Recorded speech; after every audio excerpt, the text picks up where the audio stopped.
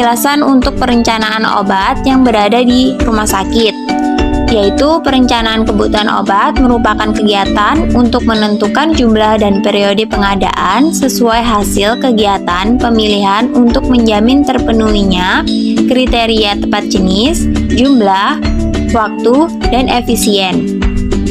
Serta pengertian dari perencanaan sendiri merupakan proses penting yang menghubungkan pelayanan kefarmasian dengan pengambil kebijakan di fasilitas pelayanan kesehatan dan tingkat nasional, sehingga memberikan informasi kepada pengambil keputusan di tingkat yang lebih tinggi mengenai keuangan dan pengadaan obat. Selanjutnya yaitu tujuan dari perencanaan obat, yaitu yang pertama yaitu untuk mendapatkan perkiraan jenis dan jumlah obat yang mendekati kebutuhan, meningkatkan penggunaan obat secara rasional, menjamin ketersediaan obat, menjamin stok obat tidak berlebih, dan efisiensi anggaran, memberikan dukungan data bagi estimasi pengadaan, penyimpanan, dan biaya distribusi obat. Sebagai dasar bagi pemerintah dalam merencanakan kebutuhan obat nasional. Perencanaan obat tersendiri dilakukan kepada penanggung jawab logistik, yaitu apoteker di instalasi farmasi rumah sakit. Hal-hal yang dilakukan pada saat proses perencanaan obat ialah yang pertama persiapan, pastikan kembali program dan komoditas apa yang akan disusun perencanaannya. Tetapkan stakeholder yang terlibat dalam proses perencanaan. Di antaranya adalah pemegang kebijakan dan partner pelaksana. Dan yang paling penting ialah daftar obat harus sesuai formularium nasional dan formularium rumah sakit. Perencanaan juga perlu memperhatikan lama waktu yang dibutuhkan, estimasi periode pengadaan, estimasi safety stock, dan memperhitungkan lead time. Dan kita juga harus memperhatikan anggaran dan rencana pengembangan jika ada. Pengumpulan data penggunaan obat pasien periode sebelumnya atau data konsumsi, sisa stok, data morbiditas, dan usulan kebutuhan obat dari unit pelayanan. Pengadaan obat di farmasi rumah sakit. Yuk kita simak bagaimana sih pengadaan obat itu.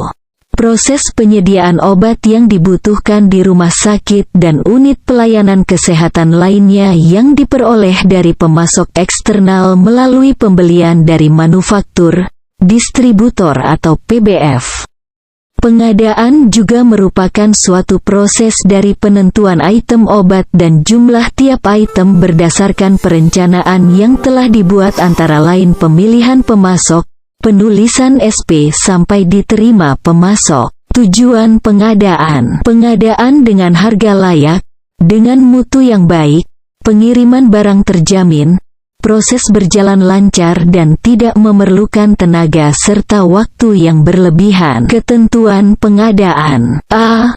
Memilih metode yang paling menguntungkan. B. Melakukan negosiasi kualitas, jaminan ketersediaan, harga yang wajar. C. Membuat kontrak yang spesifik. D. Memonitor SP yang telah dibuat. E. Memastikan kesesuaian SP spesifikasi barang dan dokumen pendukung. F. Melakukan pembayaran tepat waktu. Setelah menyerahkan SP kepada PBF, telah melakukan negosiasi, yang diserahkan pada PBF ke rumah sakit ialah faktur. Isi dari faktur yaitu no izin PBF, NPWP, tanggal pembuatan faktur, jatuh tempo yang disepakati, no faktur, penanggung jawab PBF. Kartu stok. Isi dari kartu stok yaitu nama obat dan kekuatan, tanggal pengeluaran obat, tanggal pemasukan obat, paraf. Kartu stok psikotropika. Isi dari kartu stok psikotropika yaitu nama obat dan kekuatan, tanggal, nama pasien, no resep, nama dokter, jumlah pengeluaran obat, jumlah pemasukan obat, sisa obat, paraf. Kartu stok narkotika. Isi dari kartu stok narkotika yaitu nama obat dan kekuatan, tanggal, nama pasien, no resep, nama dokter, jumlah pengeluaran obat, jumlah pemasukan obat, sisa obat, paraf. Edukasi penyimpanan di rumah sakit. Apa itu penyimpanan? Penyimpanan sediaan farmasi merupakan suatu kegiatan pengaturan terhadap sediaan farmasi yang diterima agar aman, terhindar dari kerusakan fisik maupun kimia, dan mutunya tetap terjamin sesuai persyaratan yang telah ditetapkan. Terdapat beberapa metode penyimpanan, yaitu penandaan FIFO, LASA, High Alert. Metode penyimpanan berdasarkan peraturan seperti narkotika, psikotropika, dan prekursor. Berdasarkan alfabet, berdasarkan bentuk sediaan, berdasarkan kelas terapi. Metode FIFO dan FIFO. FIFO ialah sistem penyimpanan FIFO first in first out, yaitu penyusunan obat yang telah diterima lebih awal harus digunakan lebih awal. Sebab umumnya obat yang datang lebih awal diproduksi mungkin relatif lebih awal masa kadaluarsanya. Selanjutnya yaitu FIFO. FIFO ialah sistem penyimpanan first expired first out. Merupakan metode penyimpanan obat yang dimana obat yang memiliki expired date lebih cepat diletakkan di depan atau di atas obat yang memiliki ED yang lebih lama. Selanjutnya ialah metode LASA, look alike, sound alike. LASA adalah obat-obatan yang pengucapannya terdengar mirip atau tampak mirip. Setiap obat LASA diberi label atau penandaan khusus pada tempat penyimpanannya. Antar obat LASA tidak diletakkan berdekatan atau diberi jarak untuk mencegah terjadinya kesalahan pengambilan obat. Obat LASA diberi stiker warna kuning dengan tulisan obat LASA warna merah dan ditempelkan pada kotak obat. Selanjutnya ialah metode High Alert. Obat yang harus diwaspadai karena sering menyebabkan terjadinya kesalahan atau kesalahan serius, sensational event, dan pengobatan yang berisiko tinggi menyebabkan reaksi obat yang tidak diinginkan. Obat High Alert wajib disimpan secara terpisah dari penyimpanan obat yang lain dan diberi penandaan khusus. Obat High Alert diberi stiker warna merah dengan tulisan obat High Alert warna putih dan ditempelkan pada kotak obat. Metode berdasarkan peraturan. Penyimpanan ini berlaku untuk obat golongan narkotika, psikotropika, dan prekursor farmasi. Obat golongan NPP harus dilakukan terpisah dari obat atau produk lainnya. Penyimpanan khusus dan terpisah dapat berupa gudang, ruangan, atau lemari khusus yang harus mampu menjaga keamanan, khasiat, dan mutunya. Kriteria lemari khusus obat golongan narkotika, psikotropika, dan prekursor. Yang pertama ialah terbuat dari bahan yang kuat, tidak mudah dipindahkan, dan mempunyai dua buah kunci yang berbeda, diletakkan di tempat yang aman, dan tidak terlihat oleh umum. Kunci lemari khusus dikuasai oleh apoteker penanggung jawab atau apoteker yang ditunjuk dan pegawai lain yang dikuasakan. Selanjutnya ialah berdasarkan alfabet. Obat disimpan dan disusun dengan mempertimbangkan huruf atau alfabet awalannya. Hal ini akan mempermudah apoteker atau TK dalam mencari obat-obatan. Misalnya rak A dengan huruf awalan A dan B dan seterusnya. Berdasarkan sediaan, obat disimpan berdasarkan bentuk sediaannya di rak atau etalase tertentu. Misalnya, penyimpanan khusus sediaan tablet dan kapsul, sediaan semi-solid seperti krim, salep, dan gel, penyimpanan sirup, suspensi, sirup kering, dan lain-lain. Berdasarkan terapi, pengelompokan penyimpanan, obat berdasarkan kelas atau golongan terapinya, hal ini akan memudahkan apoteker atau TTK untuk mencari obat-obatan dengan kelas terapi yang sama. Obat akan dikelompokkan bersama berdasarkan kelas terapi di rak atau etalase yang berbeda. Contohnya, golongan obat anti-diabetes, golongan anti-analgesik, golongan anti-hipertensi, dan lain sebagainya. Distribusi obat secara sentralisasi. Apa sih distribusi itu?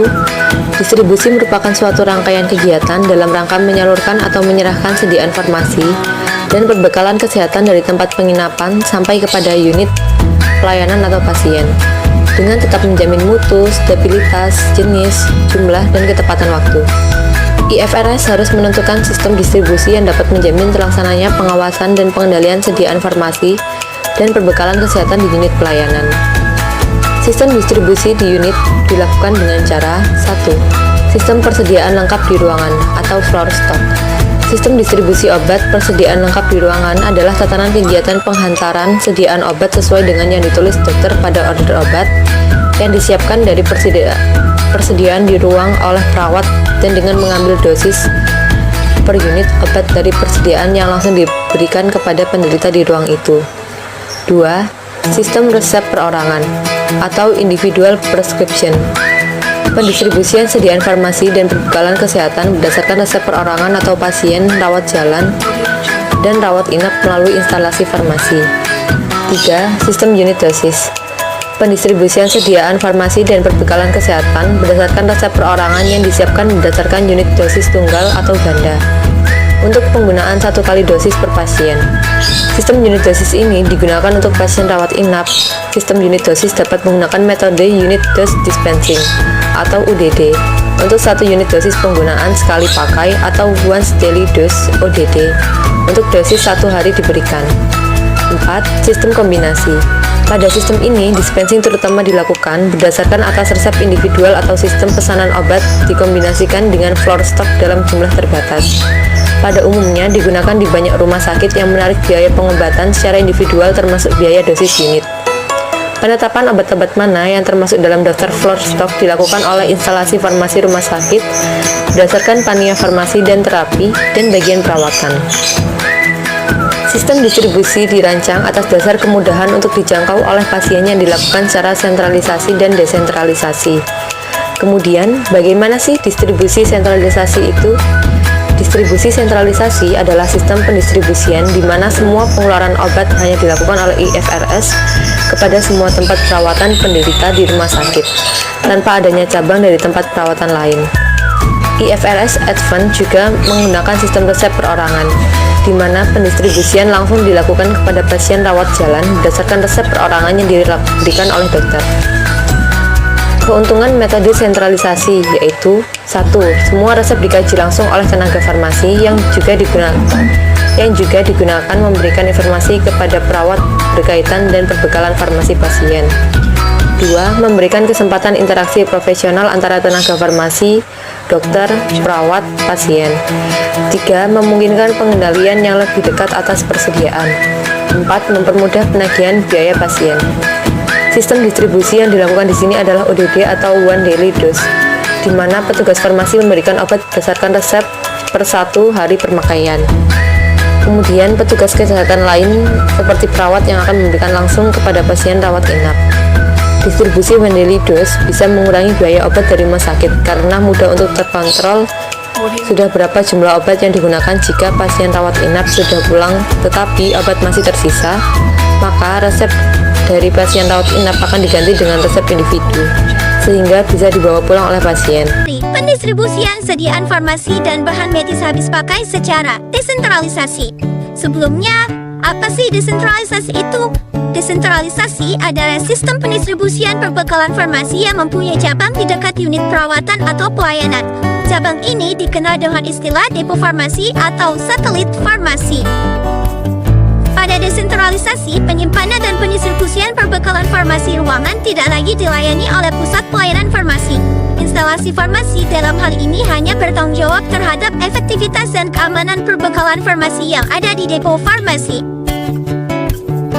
Lalu, ada apa aja sih keuntungan pendistribusian secara desentralisasi? 1.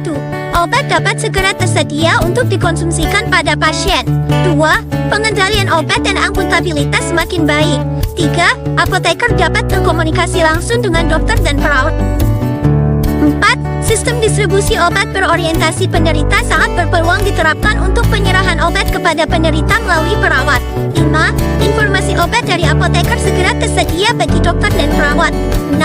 Apoteker dapat mengkaji kartu pengobatan dan dapat berbicara dengan penderita secara efisien. 7. Pelayanan klinik apoteker yang terspesialisasi dapat dikembangkan dan diberikan secara efisien. 8. Apoteker lebih mudah melakukan penelitian klinik obat dan studi asesmen mutu terapi obat penderita. 9. Waktu kerja perawat dalam distribusi dan penyiapan obat untuk digunakan penderita berkurang karena tugas itu lebih banyak dilakukan oleh personel IFRS desentralisasi. 10. Spesialisasi terapi obat bagi apoteker dalam bidang perawatan penderita dicapai lebih efektif. Selain memiliki keuntungan, pendistribusian secara desentralisasi juga memiliki keterbatasan. 1. Semua apoteker praktik klinik harus cakap bekerja secara efektif dengan asisten apoteker dan teknisi. 2. Apoteker biasanya bertanggung jawab untuk pelayanan distribusi dan pelayanan klinik. 3. Waktu yang digunakan untuk bukan distribusi obat tergantung pada ketersediaan asisten apoteker bermutu dan perkemampuan teknisi. 4. Pengendalian inventory obat dalam IFRS keseluruhan lebih sulit